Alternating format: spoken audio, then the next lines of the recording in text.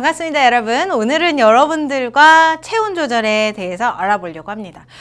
교재에는 세 줄로 딱 압축해서 나오고 있는데 체온 조절 파트 같은 경우는 혈당 조절 파트보다는 조금 더 자세하게 혹은 좀 굉장하게 얘기를 해줘야 돼요. 그래서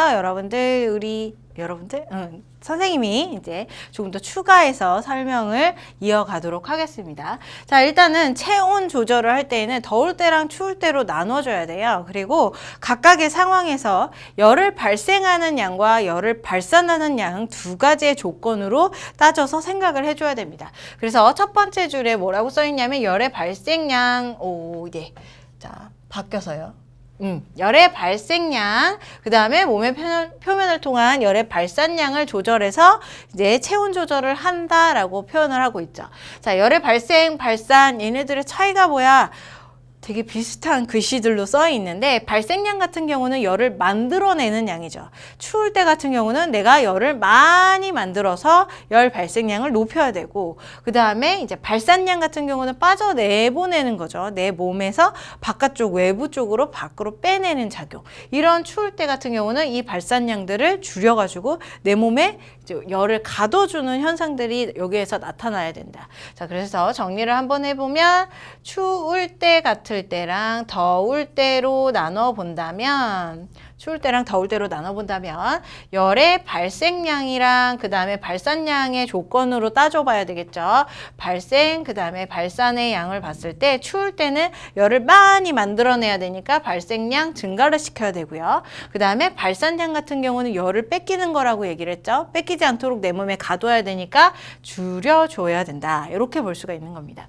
자, 더울 때는 반대겠죠. 당연히 발생량 같은 경우는 열을 이미 더우니까 열이 올라간 상태니까 열을 만들지 않도록 가만히 있어야 되고요. 그 다음에 열을 발산, 밖으로 뺏기는 현상, 이런 밖으로 뺏기는 현상들을 더 많이 일어나도록 증가를 시켜야 돼요. 그래서 이런 현상들을 만들기 위해서 우리 몸은 어떤 현상들을, 어떤 일들을 하느냐, 여기 오른쪽에 그려져 있어요. 잇목은 그 다음에 피부 근처 모세혈관, 그 다음에 땀 분비, 요렇게 세 가지가 무엇에 해당하는 거냐면 열의 발산에 해당하는 거예요. 발산. 열을 뺏기는 작용에 대해서 세 가지가 같이 작용을 하는 겁니다. 그 다음에 대사량이라던가 근육의 떨림 작용, 이런 것들은 열을 만들어내는 작용인 거죠. 발생. 자, 그래서 하나씩 따져본다면 잇모근 같은 경우는 뭐냐면 내 피부에 있는 털을 일으키는 근육이에요. 내 피부의 털을 일으키는 근육인데, 만약에 피부가 이렇게 있고, 그 다음에 이제 내 털이 굉장히 많아가지고 추울 때 이렇게 바짝바짝 털이 서요. 그렇게 되면 이제 털과 피부 사이에 이만큼 높이의 공간이 존재하죠. 공기층이 존재하게 되고, 이 공기층만큼 약간의 보온 효과가 나타난다는 거예요. 그래서 내가 털이 바짝바짝 선다. 그러면 그것은 추웠기 때문에 털을 바짝바짝 세워서 이제 보온 역할을 한다라는 걸 얘기를 해줄 수가 있는 거죠. 결과적으로 털이 이렇게 서면 발산량이 줄어들게 된다. 바깥쪽으로 뺏기는 걸 줄여주는 역할을 하게 되는 거죠. 그럼 잇모근은 뭔데? 이 털을 세우는 근육이에요. 여기에 이렇게 피부와 털 사이에 존재해서 세우는 근육. 그런데 얘가 지금 요 막대기, 얘가 털이라고 한다고 치고, 그 다음에 이 손가락이 근육이라고 한다면, 이제 근육이 원래 평상시에는 누워 있어요. 이완되어 있어요. 그런데 근육이 이제 수축을 하게 되면 이렇게 서게 된다는 거죠. 털이 위쪽으로 서게 된다는 거죠. 그래서 잇모근이 수축을 하게 되면 털이 선다는 것이고, 그 결과 보온이 일어나서 발산이 줄어들게 된다는 거죠. 추울 때 일어나는 거예요. 여러분들 피부에 닭살이 나는 거, 그게 잇모근이 수축한 거예요. 내가 지금 털이 없어서 그렇지, 털이 없어서 걔네들이 닭살로 보이는 거지, 털이 있었으면 닭살이 아니라 털이 바짝바짝 선 걸로 보이겠죠. 자, 그 다음 피부 모세혈관이요. 피부 근처에는 모세혈관들이 존재합니다. 얘들 또 피부라고 본다면, 자, 이 피부 근처에도 혈관들이 많이 지나가고 있는데, 모세혈관들이 지나가고 있는데, 자, 이렇게 지나가는 모세혈관 안에는 혈액들이 존재해요. 혈액들이 존재해요. 그런데 피부 근처에서 이 혈액이 36.5도의 온도를 가지고 지나가고 있으니까 얘가 추울 때 여기에서부터 열을 많이 뺏길 수가 있다는 거죠. 그래서 어떤 현상들이 일어나냐면 더울 때는 여기를 확장을 시켜요. 모세혈관의 두께를 확장을 시켜서 혈액량을 높여버리면 그 혈액이 가지고 있던 열들을 많이 뺏겨서 발산량을 증가를 시킬 수가 있지만 이제 추울 때는 지금 그림처럼 굉장히 얇죠. 얇게 줄여버려서 혈액량을 줄여버려요. 피부 근처의 혈액량을 줄여버리게 때문에 그 결과 혈액으로부터 빠져나가는 열을 차단시킬 수가 있는 거죠. 우리가 추울 때 이게 핏기 없이 허해지는 거, 그것은 피부 근처의 모세혈관들이 수축을 하기 때문에 혈액량이 줄어들어서 그런 거예요.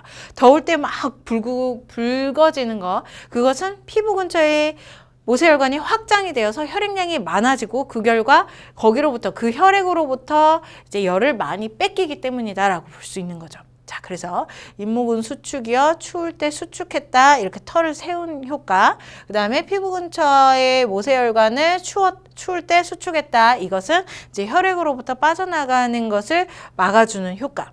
자, 땀 분비요. 땀은 빠져나가면서 땀이 이제 액체 상태로 빠져나간 다음에 이제 공기 중으로 기체 상태로 날아가죠. 그럼 기화열이라고 하는 것에 의해서 이제 추워지게 돼요. 열을 뺏기게 된다. 내 몸에 있는 열을 뺏기게 된다.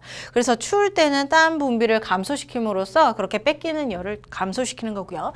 더울 때는 땀을 많이 증가를 시키죠. 그 결과 이제 기화열을 많이 만들게 됨으로써 이제 내 몸의 체온을 떨어뜨릴 수 있게 하는 것이다. 발산에 대한 내용이에요. 이렇게 세 가지를 가지고 발산을 하는 겁니다. 그다음 발생이요. 대사량이 무엇이냐면 에너지를 만들어내는 거예요. 그 결과 에너지만 만들어내는 게 아니라 세포호흡이죠. 에너지만 만드는 게 아니라 ATP만 만드는 게 아니라 열도 만들어낸다고요. 그래서 그 열을 가지고 내가 추울 때는 따뜻하게 하고 더울 때는 헥헥거리게 하고 그렇게 만드는 거예요. 그래서 추울 때는요, 이 세포호흡 대사량을 증가를 시켜서 열 에너지를 이용해서 내 체온을 올리는 거고, 더울 때는 이제 대사량을 감소를 시키는 거죠. 세포호흡을 최대한 안 하려고 노력을 하는 거예요. 그러면 내 몸에서 열이 안 만들어지기 때문에 이제 시원하게 유지를 할 수가 있다. 자, 근육의 떨림, 추울 때 막 이렇게 떨죠. 이렇게 떨게 되면 근육이 움직임으로써 그 움직임에 의한 열이 발생을 하게 돼요. 그 결과 열이 발생했기 때문에 추울 때 체온을 올릴 수가 있고요. 그 다음에 더울 때는 안 하면 되는 거예요. 근육을 안 떨면 되는 거예요. 그 결과 이제 열이 만들어지지 않기 때문에 더운 날에 내 열을 발생시키지 않는, 열을 더 올리지 않는 그런 효과들이 나타나게 됩니다. 자, 요렇게만 알면 정말 좋은데 문제는 우리가 이 파트가 우리 항상성 유지 파트가요. 신경계와 그 다음에 호르몬 간의 관계를 같이 얘기를 하면서 어떻게 체온 조절을 하느냐 그런 것들을 물어보기 때문에 여러분들 호르몬과 신경의 경로를 다 알고 있어야 돼요. 그래서 자, 우리 이렇게 가서 메모장으로 가서 한번 설명을 추가적으로 얘기를 한번 해보도록 하겠습니다. 메모장을 넓힐게요. 자, 한번 해볼게요. 이제 체온 조절을 할 거예요. 그러면 우리가 앞서서 여기 표에서 봤던 작용들을 이제 여기에다가 경로를 쫙 쓸 건데 그 경로가 좀 복잡해요. 그래서 그거를 정신 똑바로 차리고 한번 살펴보도록 할게요. 먼저 추울 때를 얘기를 해볼게요. 추울 때. 자, 추울 때는요, 발생량과 발산량으로 따져라 라고 얘기를 했어요. 발생량, 열을 만들어내는 양은요, 증가를 시켜야 되고요. 그 다음에 발산량은요, 열을 뺏기는 거죠. 열을 뺏기는 건 감소를 시켜야 돼요. 자, 그러면 발생량부터 한번 얘기를 해보면, 자, 발생을 하기 위해서는 열을 많이 만들어내기 위해서는 대사량을 증가시켜라 라고 얘기를 했어요. 결과적으로 세포호흡을 하는 것이고, 그 세포호흡을 하기 위해서는 우리 몸에 티록신이 분비가 돼야 됩니다. 티록신이라고 하는 호르몬이 분비가 돼야 되죠. 그 결과 세포호흡을 하게 됨으로써 열 발생을 증가를 시키는 거예요. 또 하나는 뭐냐면 근육을 떨린다라고 했죠. 근육 떨림을 만들 거고요. 그 다음에 또 하나가 뭐냐면 심장의 속도를, 심박을 올릴 거예요. 심장의 속도를 촉진시켜서 올릴 것이다. 이런 두 가지 작용들을 해줘야 된다는 거죠. 그 다음 발산량을 봤을 때 발산량 같은 경우는 잇목은 수축시킨다고 그랬죠. 잇목은 수축. 자, 잇목은지 수축된다는 거는 닭살이 오른다는 얘기예요. 결과적으로 털을 올린다. 자, 그 다음에 피부 모세혈관이요. 피부 모세혈관도 수축시키고요. 그 다음에 땀은 억제를 시키는 거죠. 억제를 시킨다. 자, 이런 작용들이 호르몬과 신경의 어떤 관계에 의해서 일어나는지 천천히 설명을 하려고 합니다.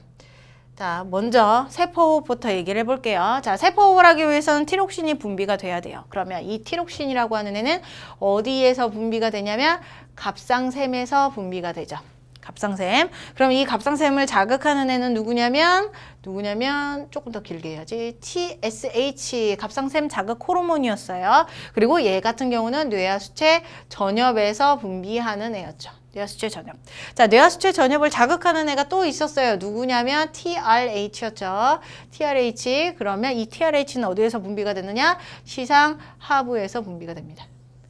결과적으로 시상하부에서 나 추우니까 TRH를 분비해서 뇌하수체 전엽을 촉진을 시키고 뇌하수체 전엽에서 TSH를 분비를 시켜서 갑상샘에서 티록신이 나와서 세포호흡을 할 수 있도록 도와주는 거예요. 그 결과 세포호흡을 하면서 ATP뿐만 아니라 열에너지를 만들어서 발생량을 증가시킬 수가 있는 거죠.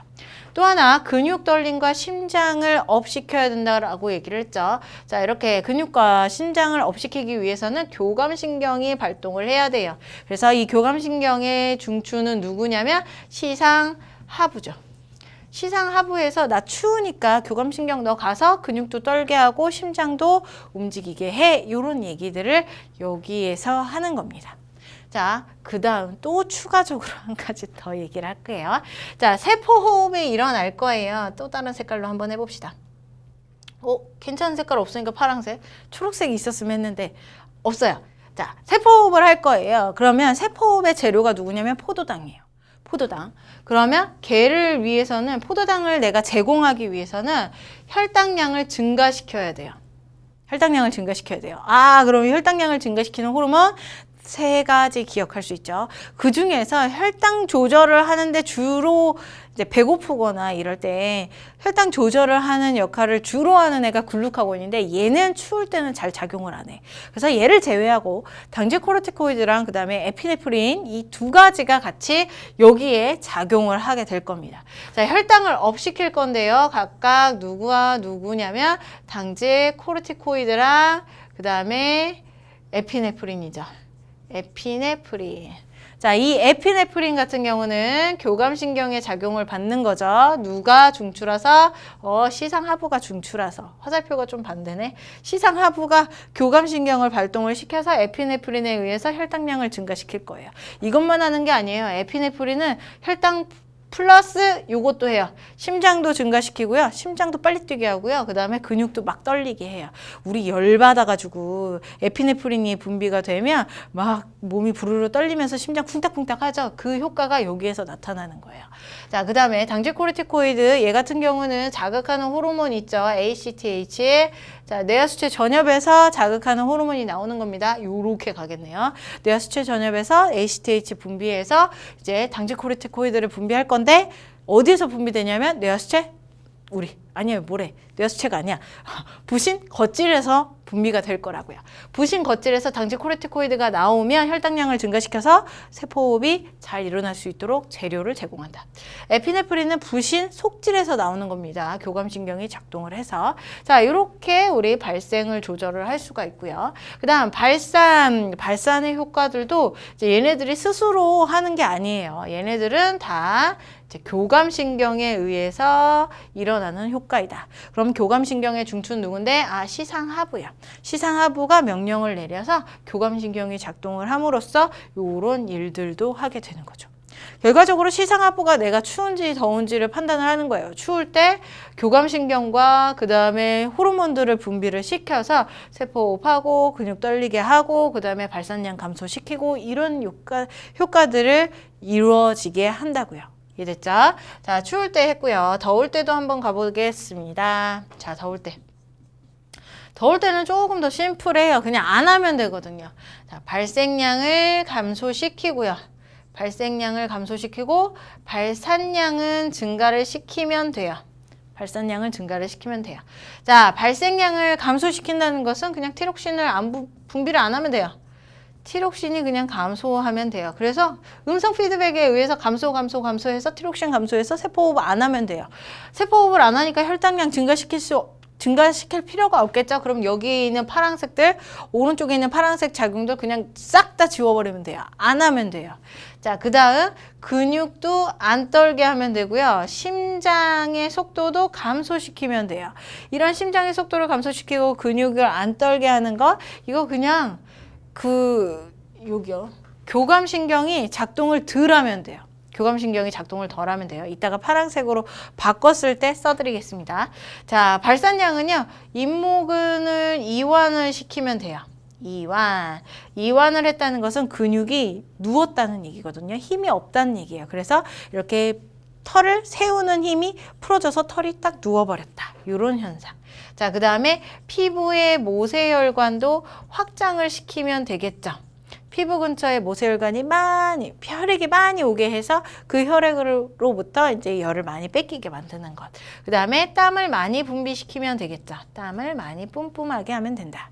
자, 요런 효과들은 누가 이렇게 하느냐? 얘는 부교감신경이 하는 겁니다. 부교감신경이 잇모근, 피부 모세혈관, 땀 이런 거 조절을 하는 게 이제 부교감신경이 해요. 누가 명령을 내려서? 시상하부가 명령을 내려서. 자, 근육을 떨지 않게 하고 심장이 천천히 뛰게 하는 것, 심장을 아주 느리게 뛰게 하는 거는 부교감신경이 하겠지만 얘가 빨라졌던 것을 이제 조금 정상 범위로 낮추는 것은 그냥 교감신경이 완화되면 돼요. 교감신경의 작동이 완화되면은 이제 근육도 안 떨고 심장도 막 떨지 않고 그냥 정상 범위에서 두근두근 하겠죠. 자, 요렇게 나눠줄 수가 있어요. 더울 때는 좀 심플하죠. 그래서 추울 때를 기준으로 여러분들이 기억을 잘 하시면 될 것 같고요. 이 추울 때를 기억해서 반대작용 보시면 될 것 같아요. 더울 때는 문제도 별로 안 나와요. 추울 때가 훨씬 더 물어볼 소스들이 훨씬 더 많기 때문에 그래서 추울 때에 포커스를 맞추시면 될 것 같아요. 자, 그러면 바로 가볼게요. 다시 원래 상태로. 자, 체내에서 발생량과 발산량을 통해서 조절한다는 거 이미 한 바닥을 써가면서 여러분들 보셨고요. 그래서 이 표를 통해서 발생량과 발산량의 조건들이 어떻게 변하는지도 얘기를 해봤습니다. 자, 열 발생량 더울 때, 추울 때 나눠봤으니까 이 아래쪽도 읽어보시면 이해가 될 것 같아요.